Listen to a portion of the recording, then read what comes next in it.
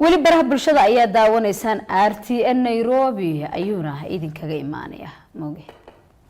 dabcan waxaan ku soo dhex jirnay caawa sheekooyinkii aan sameynay ugu xisaab badnaa stuudiyaha ku sameynay iyo sidoo kale kuwii la inoo soo diray dabcan qayb waxaa ka ah barnaamijka sheekooyinka ay daawadayaashuna la soo wadaagaan habeen kastana iyagoo tiro badan habeenba qaybta aan ka gaari karnaan yaa inta badan aan sameynaa dabcan daawadayaashu waxay soo diraan sheekooyin xiiso badan oo markaas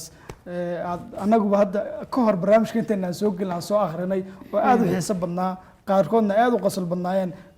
ayna ku jiraan micno weyn marka dabcan wax kale inooma harna malena sheekooyinkeena ayaan gudagalaynaa intaadan idhin adiga inoo bilowna aniga iska sii bilaabaye way dhaxashay caawa waxaan sugayay maadaama habeenno hore bilow ku yidhi caawa inaan ku xoogaan rabay ma jirto waa hagaag sheekada ugu horeysa caawa ee barnaamijka nasiibka u yeelatay ee daawadayaashu ay nala soo wadaageen ayaan eegayaa waxay noo soo dirtay Aamina Cumar oo ku nool wadanka Saudi Arabia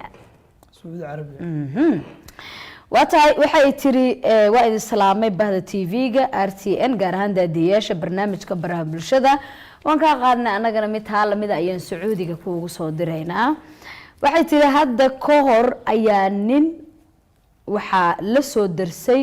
dhibaato la xiriirta dhanka iyo hurdo la'aanta ila hurdo la'aan aan ugu ridana la yiraahdo waxa ugu daran hadda soo moog hadii qof bilaadan ku dhacdo kadib waxa la yiri hurdo la'aan ninkii ku dhacday wuxuu soo aadaa la yiri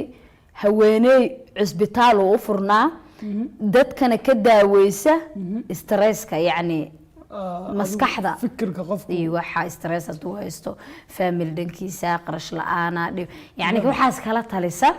ayuu soo aaday maadaama uu habeenkii dhan hurdo iska waaya la yiri waxa dhacday ninkii markuu u yimi wuxuu ku dhahay anigu wuxuu yiri habeenkii ma seexdo dhahay waxaana mar waliba ku soo boodaa in sariirta hoosteeda uu qof nool igaga soo boodaya haaw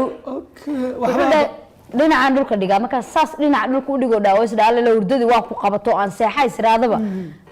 hoosa ligaga soo boodaa u sariirta waxba bay u soo boodaan laawo soo sariirteeda hoosteeda habeenkii xilliga hurdada marka la gaar maalinka waa firaaq u dhahay habeenka diligar qof baa iigu hoos jiro markay wax yar qabatana waa liigu soo boodaa ayuu dhahay marka doctor cilmigaas iyo maxay tahay dhibaatada haysato dhahay haddii aan sariirta sii fiiriyo dhahayna marka hurdada ka kaco sariirta aan fiiriyo waxba ma joogo okay islaantii haweeneydii waxay ku dhahdaa la yiri adiga waxaad u baahan tahay in lagu daaweeyo la talin stresska uu badan yahay waxa timaadaa isbuucii 2 jeer waa isbuuc walba صح mar walibana waxa keenaysaa baa li lacag $100 dhakhtartaasi wacdaysi ma socon ana halkaas baan kaga sii booday lacag doonta waxa la yiri xarfaankii hayu yiraahdaa dawo muddo 2 bil ah ayuu isaga soo dabana noqonayaa la yiri صح $100 dhiibay isbuucii 2 jeer u yimaada $100 ka baxda isbuucii $2 la mar u yimaada $100 aad markuu 2 bil sidii u imaanayo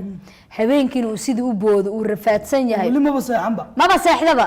laakiin wali wuxuu isleeyahay la talintan waxay ku tari doontaa kadib 2 bil markay dhamaataa la yiri ayay naagtii weyse ninkii meel ka baxay mirqdiisa weyse maalmaha ka mid ah liiri muddo 5 bil markay ka soo wareegatay yani 2 bilo ay daaweynayso lacag qaadanaysay iyo saddexdii dambe la waayay ba maalin wado uga hor imaatay markaas waxay tiri wariyahayda waxay tiri maxaa kugu dhacay bay tiri lagu waayay soo taada nin bukaan oo habeenkan jiifano la daweeyo lacag ka carabay raadis aad marka xarfaankii oo isagu fahmay in lacag laga guran jiray ayaa wuxuu dhahay anigu shaakadii buu soo koobaalday wuxuu yiri nin farsamo yaqaan gacanta ah ayaan arinkayga la kaashadu dhahay maadaama 2 bilood ay daaweynayso waxna iska bedelin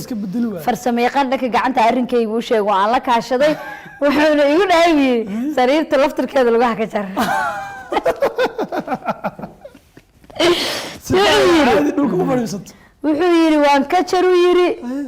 lacag yarna waa iga baxdo yiri wixii ka dambeeyana ma arkin uu dhahay sariirta hoosteeda cid igu jirto ilaa ma lagu jiri karo lugaha laga jaray dhulkay taala marka sheekadii dhammayd meesha qofku geli lahaaba wuxuu geli waaba gooyuu leeyahay ها يعني فرسميقان أو شيء ما دام سريرته أي سرير ده هيدو ده كرتاجن واقوي برادر كيلو سريرته لغاها كجرو إلى وده سريرتي أنا لغاها كجرو جودر عملان كديكتو ده قط بمجري كرو ده مركب وحنا آمن مركب واحد كده كنت هاي كذا ونلسي وده قفك مسكحيا وحنا سنة أو مركب وحن مركب ساعات هذا مسكحي يسكسون نغنيه قفكم مجرى مركب قفكم العكتر كدي مركب نيجي وتجا ليرباش كجرا وسريرتي جودر عمل كده جينا wuxuu aaminay meesha inuu qof geli karo maxay horta qof kuugu soo boodaaba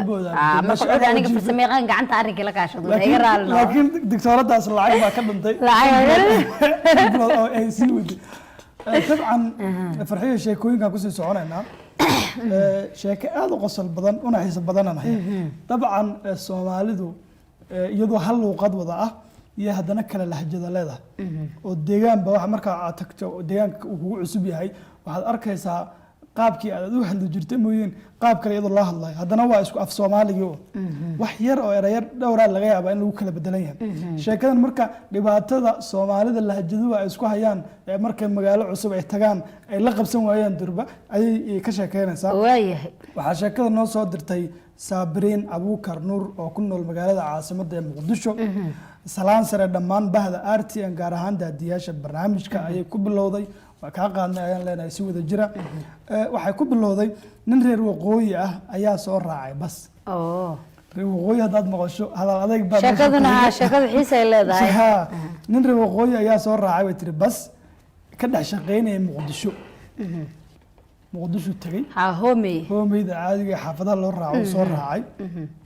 kursi ayuu fariistay bay tiri cabaar kadib ayaa waxaa baskii soo koray gabar cunug wadata gabar kale oo markaa dadka deegaanka ee Muqdisho ku noolaa ah baa gaarigii soo fuushay cunug wadata oo reer xamar bay sii raacisay ninkii reer waqooyiga ahaa ayay ku tiri abow wajag dhehno abow jag iga dheh waa iga durugtii camal iga durug jag iga dhehlen ka wadnaa marka ninkii waxa uu moodayaa jag iga dheh markay leedahay systemka erayga jag dheh camal miya talow mise oo ay ka wada bay tiri iga siko iga durug iga durug ama iga siko markaasuu afkaysay ka yiri jag hay طبعا jag ludaye jag iga dheh markay tiraahdo jag ludaye ma dhaqaaqayo gabadhina waa ku taagantay weli gabadhii waxa ay ku celisay abowga maad jag iga dhahdid jag baad yiri jag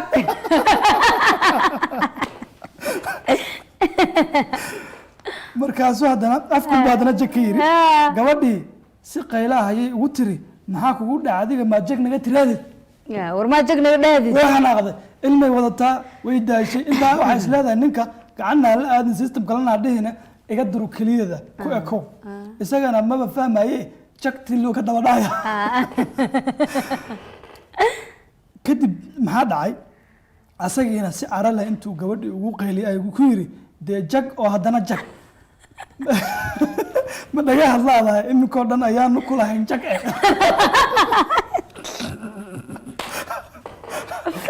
طبعا waxay ka mid tahay islaamaya meesha ka dhacay yani wuxuu oomiyada hadda ma jag oo hadda jag oo jag aan ku haynaaye gabadha kala horeysay waxoogaa xanaaqo iyo caro ninka ay isleedahay maxaa ku dhacay ninka iyay u tiri war ma jag naga tiraad intay kor u maanta dhan baan ku leenahay markaasuu yiri intuu sayna soo booday jag oo haddana jag maanta dhan baan jag ku leenahay naga tag asaga wuxuu u milay erayada boojag ii dhacamal miya ii dhadaas ay gabadhu raacinayso iyo jagta ma fahansana inay iga durugtahay dabcan meeshii waxay tiri gabadhii qoraalkii iyadoo sii wada kirishboygii gaariga ayaa meeshii adu waa la isdagaali gaaray oo muran baa ka dhashay kirishboygii gaariga ayaa dagaal meeshii ka dhex bilaaban rabay bay tiri degdeg ku xaliyay hadda uu fasay wariga durugay ka wada turjumay labadii waan dhaqaaq bay ka wada xagga weera dhaqaaq bareey kursiga si aan dhinacay u fadhiisto iga durug waayay marka waxay ka mid tahay lahjadaha ay Soomaalidu u kala baxdo markay deegaanada joogto waxaa jirta qof reer xamar ah oo waqooyi marka uu tago waxyaabo badan oo isleeyahay waxaani maxaa ka qaldan af Soomaaligan meesha aad ku hadlaysaa haddana markii loo macneeyana wax aad u yaqaan u noqonaysa ayay u noqonaysaa aad iyo aad dabcan waaga sheekadeeda markaan aan kusii boodo waqtigan way nahayaa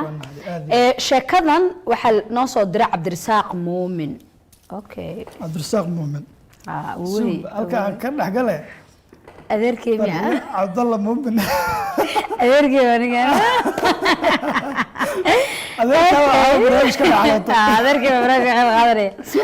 oo ku nool garowe jooga waan idin salaamayaa RTN gaar ahaan bahda baraha bulshada daadihinaysa buu yiri aad baan kaaga qaadnay mid lamida wuxuu yiri nin aad u isticmaala muqaadaraad meesha daymaadana qosolkeeda wadataa ayaa waxaa la yiri cid jardiin wad qanasama jardiinka meesha ayaa cid jardiinkeeda soo fadhiistay yani jardiinka albaabka banaankiisa ku yaala inta badan xamar guryaha xamar badi oo laga sameystay banaanka ku yaala inta badan Soomaalida xaafadooda waxaa la yiri marka qof kamid ah reerkii ayaa isagoo jardiinkii fadhiyo u yimi walaal waa xilligii la kala xaroonayay ku dhaheen inagana waan jiifanaynaa marka balbuuqa inaga yaray musicna ha inagu shidan halkaagana inaga fadhiyo isaga qiil hadaa doontay iska qayl albaabka isaga guriga mana guri uusan lahayn jardiinkiisu iska fadhiistay isagoo jaadkiisa wixiisa wato dad baa guriga jiifa dadana guriga iska leh badina jardimada waxa fadhiista dadka iska leh filada degan ayaa jardiinka fadhiisto inkastoo dhalinyarada kalena iska soo fadhiista inta badan maadaama guriga meel lagu nasto waaye ay ku yaalo oo laga yaabo dadku inay hormarayaan sifaada dadkina uga dhaxbixin magaaladan aad ku jirto meesha iska fadhiisanaysaa ama aad isla sheekayso aad wax dhageyso magaaladana daa wixii ka dhacay kadib waxaa la yiri muddo saacada markuu ninkii ku qayilay halkii uu fadhiyay meeshii oo saq dhaxana la gaaray xilli dambe waxay imaadeen roob aad u xoog badan roob imaadeen yiri guriga soo gal walka hore banaanka ayar naga fadhiyo lagu karlaa banaanka inaga fadhiyay muusiga ay nagu shidin chatkaga iska cun anagu waan seexanay inagu soo garaacin mac salaama saqdax markii la gaar roob badan uu imaaday ayuu waxa la cidi dariska ku garaacay yiri gaaw waliba waxa la si wax waalan ayuu garaacay gaaw aad saqdaxo la jiifo roobna uu daayo cabaar kadib albaabkii waxa furaa la yiri maamadii guriga deganayd ma hooyadii guriga ayaa furtay iyo kulli waa jiifaan kadib waxay dhahay wariyaa maxaa waxay tiri marka wariyaa miyaan nagu soo qaldoontay dhahdeen maxaad rabtaa miyaan soo kumaanan dhihin anaga hay nagu soo garaacin oo jaadkaaga cuno inaga dhaqaaq ma waxaad raadinaysaa meel aad hadda roobka kaga onkarato ya markaas wuxuu yiri ninkii xanaaq buu meel la istaagay inuu ba xanaaq qayb albaabkii maamada soo kiciisa qadax oo nin gurigii uu lahaa hadaba ninka muxuu rabaa mala ma rabo inuu guriga roob ku jirsado wax kale u socdo wuxuu ku dhahaal yiri eedo ani waxba idinkama rabe jardiinkiina xareesta idinka qoyno dheeraa badan adooye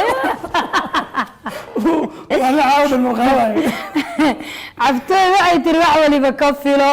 Cabdirasaaq wuxuu yiri cabtooy wax waliba ka filo طبعا يعني albaabkii uu garaacay waa saq dhex markii la firiyo aniga waxba niigama rabe tantiinaan raadinayay niyo jardiinka roobka sheekada hadda koorna inaan aqriyo uma leenayaa طبعا waxay ka dhigan tahay qofka markuu uu xogaa muqaadaraad waxa isticmaalo maankiisa baxayo umaba socdaba isaga roobkan adigu ka xaro u socda meeshan qoladan naxariista dhaadnaanta gurigooda aad dabcan farxiyo waxaan nahayaa gabagabadii isla soo gaarnay waqtiga inaga dhamaaday waxaan rabaa nasukin baan dhahay nusu saac waa badan tahay nusu daqiiqo sheekadii bilowday jardiinka naxariista